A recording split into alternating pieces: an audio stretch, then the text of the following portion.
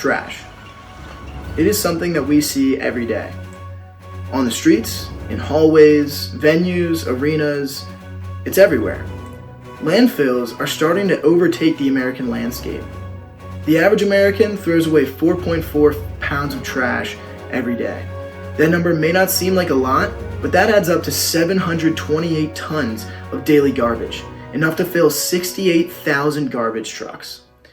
But what if we could do something constructive with our waste? That's where recycling comes in. We are all aware what recycling is and that it cuts back on our waste. However, many people don't know how to recycle properly. Currently, Americans only recycle 35% of their waste. At Penn State, there are currently 7 different recycling bins at every corner with a vivid diagram describing where to put the product. And there's countless initiatives on campus to encourage students to recycle. Despite these efforts and the fact that 89% of Penn State's waste is recyclable, only 58% of waste is actually recycled. Among the reasons listed why Americans do not recycle, 22% said that they just don't know how to, and 21% said that they are just too lazy.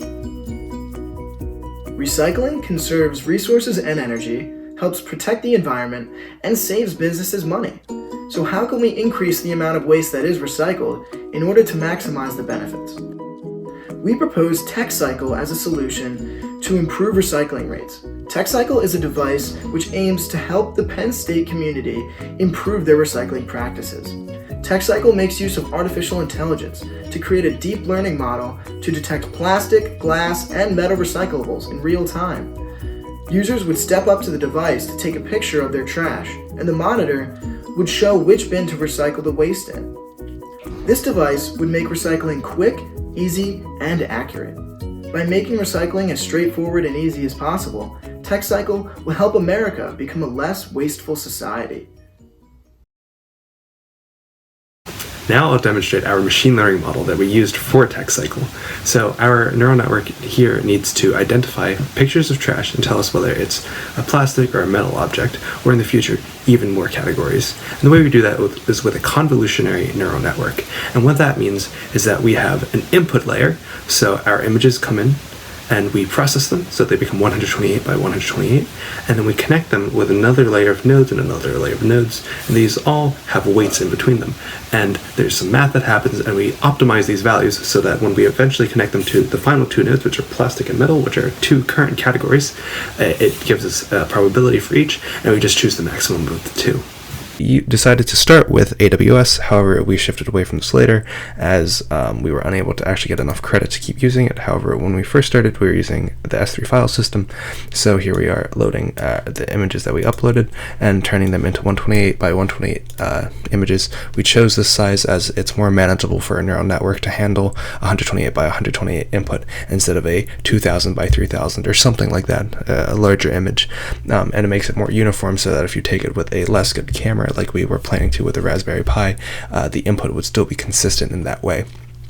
However, because we were unable to get that much information for training, and convolutionary neural networks actually do require a lot of information, we use this image data generator to actually modify our images. And so what it would do is it would add a rotation, it would shear our images, it would zoom in, it would do a lot of these sorts of things in order to simulate how another person might take the images closer to the object, further away from the object. By doing these sorts of manipulations, you're able to take your actual data set and make it even larger by applying these transformations. So we applied that for our testing stuff, our validation, and our training data sets. However, we did overlap these, which was bad, and in the future we would hope to do this differently. To actually train our model, we used Keras and with a TensorFlow backend, and we set a lot of the parameters, as you can see here, with 1,000 training samples, 800 validation samples, 10 epochs, which means that we go through all of the data about 10 times.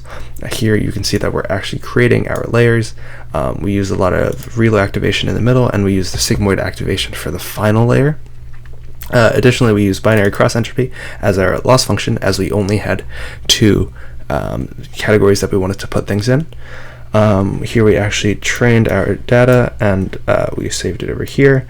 And as you can see, when we ran it, we actually got accuracy of around 77% with quite low loss. After only 10 epochs, when this was trained with 12 epochs, we actually got up to 99% accuracy.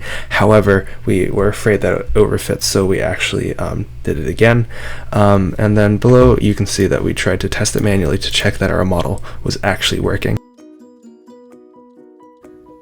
Techcycle is just the starting point of artificial intelligence within the space of personal recycling. This product could expand to educate the user about what the recycling product will be made into, which will in turn improve user engagement with the device. Furthermore, it could educate users about alternate products that could be used instead of single-use products, such as the reusable water bottle instead of using a plastic one. Eventually, it might be able to turn the process of recycling automatic by sorting trash for us in an energy-efficient manner. With the outbreak of the coronavirus, the world has seen how easily disease can spread from person to object to person contact.